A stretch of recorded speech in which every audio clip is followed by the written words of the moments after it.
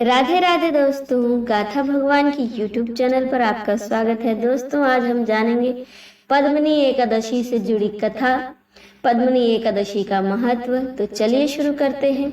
एक बार धर्मराज युधिष्ठिर कहने लगे, हे जनार्दन, आपने सभी एकादशियों का विस्तार पूर्वक वर्णन कर मुझे सुनाया है, अतः अब आप कृपा करके मुझे अधिक मास के शुक्ल पक्ष की एकादशी का क्या नाम है तथा उसकी विधि क्या है, इन सब के बारे में बताइए।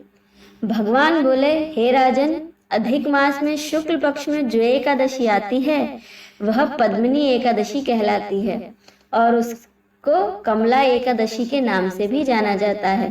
वैसे तो हर वर्ष में 24 एकादशियां होती हैं, लेकिन जब अधिक मास या मलमास आता है तब इनकी संख्या बढ़कर 26 हो जाती है। इस एकादशी के लिए दशमी के दिन व्रत का आरंभ करके कांसे के पात्र में जौ चावल आदि का भोजन करें तथा नमक ना खाएं, भूमि पर सोएं और ब्रह्मचार्य का पालन करें। सूर्योदय होने से पूर्व उत्तम तीर्थ में स्नान करने जाएं। अगर आपके लिए यह संभव ना हो तो घर में ही पानी में गंगा जल मिलाकर स्नान करें। इसके बाद भगवान विष्णु के मंदिर में जाकर पूजा अर्चना करें। भगवान कृष्ण बोले, पुरुषोत्तम मास में अनेक पुण्यों को देने वाली एकादशी का नाम पद्मिनी एकादशी है। इसका व्रत करने पर मनुष्य कीर्ति प्राप्त करके वैकुंठ को जाता है, जो मनुष्य के लिए भी दुर्लभ है। हे राजन, ध्यान पूर्वक इस कथा को सुनो। भगवान कहते हैं, त्रेता युग में कीर्तवीर नाम का एक राजा महेशमतीपुरी में राज्य करता था। उस राजा की अनेक प्रिय स्त्रियां थी, परंतु उनमें से किसी के संतान नहीं थी जो कि उनके राज्य भार को संभाल सके। देवता, पितृ, सिद्ध तथा अनेक चिकित्सकों आदियों से राजा ने पुत्र प्राप्ति के लिए काफी प्रयत्न किए, लेकिन सब असफल रहे। तब राजा ने तपस्या करने का निश्चय किया।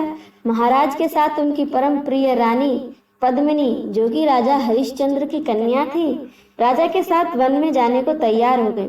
दोनों अपने मंत्री को राज्यभार सौंपकर राजसी वेश त्याग कर गंधमादन पर्वत पर तपस्या करने लगे।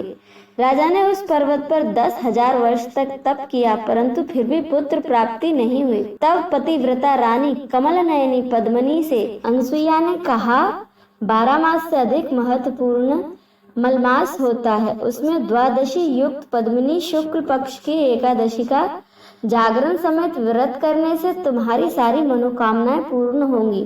इस व्रत के करने से भगवान तुम पर प्रसन्न होकर तुम्हें शीघ्र ही पुत्र देंगे। रानी पद्मिनी ने पुत्र प्राप्ति की इच्छा से एकादशी का व्रत किया। वह एकादशी को निराहार रहकर रात्रि को जागरण करती। इस व्रत से प्रसन्न होकर भगवान विष्णु ने उन्हें पुत्र प्राप्ति का वरदान दिया। इसी के प्रभाव से पद्मिनी के घर कार्तवीर पुत्र उत्पन्न हुए, जो बलवान थे और उनके समान तीनों लोकों में कोई बलवान नहीं था। तीनों लोकों में भगवान के सिवा उनको जीतने का सामर्थ्य किसी में नहीं था। इसीलिए हे राजन, जिन मनुष्यों ने मलमास शुक्ल पक्ष एकादशी का व्रत किया है और जो संपूर्ण कथा को पढ़ते या सुनते हैं, वे भी यश के भागी होकर विष्णु लोक को प्राप्त करते हैं। जय श्री कृष्ण।